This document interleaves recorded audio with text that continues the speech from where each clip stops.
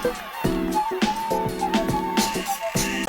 everybody, welcome again to another episode of Into the Cellar, the show with you in mind. And keeping with the theme of the Finger Lakes and the women of the Finger Lakes, I've got another guest here, Maureen Bayer. And Maureen, tell us about you and that new Certified Wine Educator certification that you just received. Yeah, congratulations. Officially 2 weeks ago, I'm a Certified Wine Educator, Certified Sommelier, currently working on my diploma for WSET, the Wine and Spirits Education Trust. So you're a bookworm. Basically, I like to say I'm a certified wine nerd. Perfect, perfect.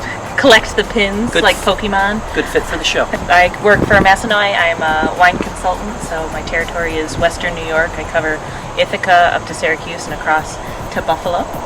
Sweet. We're based out of New York City, very Italian focused, and yeah, it's fun. I've been officially a year of that this week. Wow, awesome. Well, let's go into the cellar. So this is your cellar, and you've got some storage areas for your wine, and you said you do monitor the humidity a little bit? We try. We've got our little temperature gauge, but the problem is this is a real basement, Sure. and you don't really want humidity in a real basement. Yeah. So I see your gauge there, so that's good. Yeah. The best part is that it's temperature controlled, basically. Yep. You know, Yep. it's not officially temperature controlled, but you're in a basement, being underground. It really doesn't vary too much, which keeps the wine stable. Yep. Which is good. Yeah. Yeah, we've got the nice cubbies that these were at one point in their life Barbie apartments, and then they reinvented themselves into a wine rack. So yeah, for all you people out there that don't have a big fancy cellar, it's okay. Just keep the temperature as consistent as you can, and make sure that humidity's on the upper end of things. So it's great. Yeah. All right, so here we are, into the cellar. Even though we're not in the cellar, we're going to open this bottle of wine. But wait, Maureen, I have a surprise. You need to look the other way. Oh boy. Yep. So Maureen and I got to know each other in our blind tasting group. And Maureen is one of the best tasters I've ever run across. So we're going to do a surprise blind tasting. Oh no. Yep.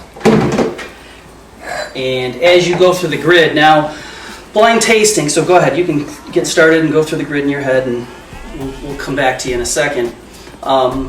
So for you out there, I want to just explain a little bit about blind tasting, and it's provided me with a lot of great avenues for knowledge to learn about wines, different wine regions, and to learn about making of wine and things of that nature. So it's not really like a trick or anything like that. It's like anything else with a lot of experience. Maureen's tasted a lot of wine, so if you apply what you learn and you do it enough, you're going to get better at it. You're going to improve. So that's what blind tasting is, and that's what it provides for people like us that do certification paths.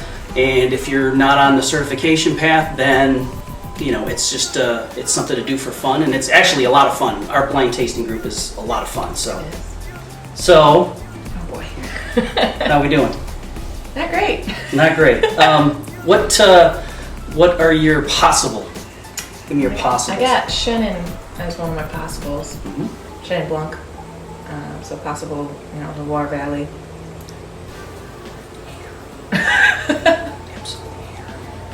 I guess So Maureen's got 6 out of 6 before in our blind tasting, and it absolutely is. Didn't feel good about that, huh? I didn't. Okay. So it's some more from Loire, Chenin. Unbelievable. Ladies and gentlemen, Maureen Bayer. So, as you can see, we had a little trouble with the cork, and I don't know if you can get this close up, but there's a little cork floating in there.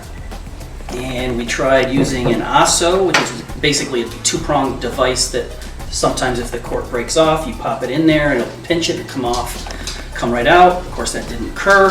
So Maureen actually went and got a coffee filter and poured it into a decanter, and so here we are with our wine. So what do we have today? This is from Montemaggiore, which is a winery out in Dry Creek Valley in Sonoma in California. Yeah, know where that is, yeah. They are a family that came from Montemaggiore in Italy, a village in southern Italy, so that's where they named it after. The wine is a Syrah and Viognier blend. I think it's about 97% Syrah in this vintage, which is 2010. They are biodynamic and organic winery, so they follow those sustainable practices to kind of express what the land has given them. Absolutely. Get a little heat right off the bat, but full of fruit, that's for sure. Yeah, get the floral note from the Viognier. Mm-hmm. Now Viogniers, it's a white wine. It's a white, a white grape. Yeah. And they do that a lot in Northern Rhone, where they'll add that Viognier to add a little bit of finesse to the Syrah, lighten it up because it is such a deep, dark, juicy grape. Mm-hmm. And boy, full and lush on the palate. And I get that spice that you get from that Syrah. The peppery spice. You really get that. Nice wine, very nice wine. Yeah, this was actually a gift to me. I volunteered during their harvest back in 2013. Sweet. Yeah. And so instead of payment, I got a bottle of wine, my favorite type of payment. Yeah, and you spent some time out in Napa, right? Didn't you spend some time out in Napa? Yeah, I went there for a year at the CIA, the Culinary Institute of America, their accelerated wine and beverage program, which they've changed the name since I've graduated from there. Mm-hmm. I don't know what the program's called now, but it was a year-long program studying under some really amazing instructors. Yeah. So what would pair good with this? I mean, I love meat with Syrah, so I would probably do, maybe a lamb chop with like some mint to kind of bring out some of that herbal note. Yep. But we're still in August, so a nice big juicy steak would be awesome pairing too. Yep. And I like to do burgers. I'm a big burger guy, and I like to do burgers. And the nice thing about this is if you did like a cracked pepper burger, or something like that, it would go really well with this. For my vegetarian friends, you could do something with like tomatoes, like zucchini, lots of herbs. Sure. Kind of hearty that up, maybe with some sweet potatoes. Yep. Okay, so we're going to close the show with a little questionnaire for you. Okay. 5 questions. Everybody gets the same thing. Here we go. Your favorite wine term? Oh, that's a tough one. Just as an example, as I said in the last episode, my favorite wine term is batonnage. I love that term. I don't know, just because you like the word? Yeah, I love to say batonnage. Oh, you know what? I can't remember it at this point. So it's the space between yeah, I know what that is. The wine and the cork. It was on my... It's like an age, right? Is it an age or no? Sounds kind of right. Like Eulage. Eulage. Got it. So that was a question on the CWE exam. Oh, nice. Got it wrong. So clearly. She's talking about the gap of wine to the cork. Yep. That you can see. Sometimes it's hidden by the casing, but it's called eulage. Yeah. There's an actual term for that, believe it or not. Yeah, right? and I didn't know it. Nice. Favorite wine region to drink from? Ooh, probably Napa Valley. Napa Valley. Yeah, Makes sense. The time you spent there. I get it. Favorite region visited?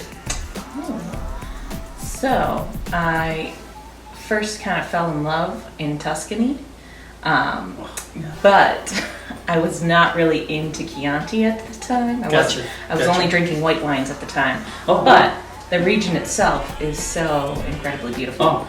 So we did do a wine tour and stuff out there, and it was like, I don't think I like these wines, but now I need to go back. Yeah, right. And do it again. Yeah, for sure.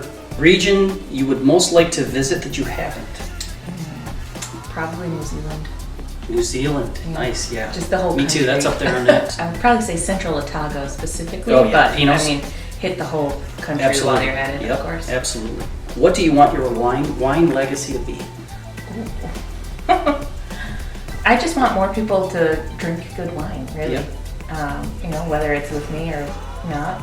Amen. Just keep drinking good wine. Yep, and that's what we're trying to do on this show. And Maureen, do you have a blog or anything to push? Or? I just do Instagram. You can see what I'm drinking on The Beverage Bayer, at The Beverage Bayer on Instagram.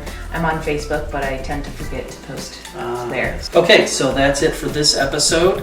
Thanks, Maureen, very much for being a part of this. We all want to drink better wine, and that's why we're here. Please give us your feedback, like our page, intothecellar.com. Go to our Facebook, our Twitter, our Instagram account. Make comments, give us feedback. This show's for you. And that's a wrap.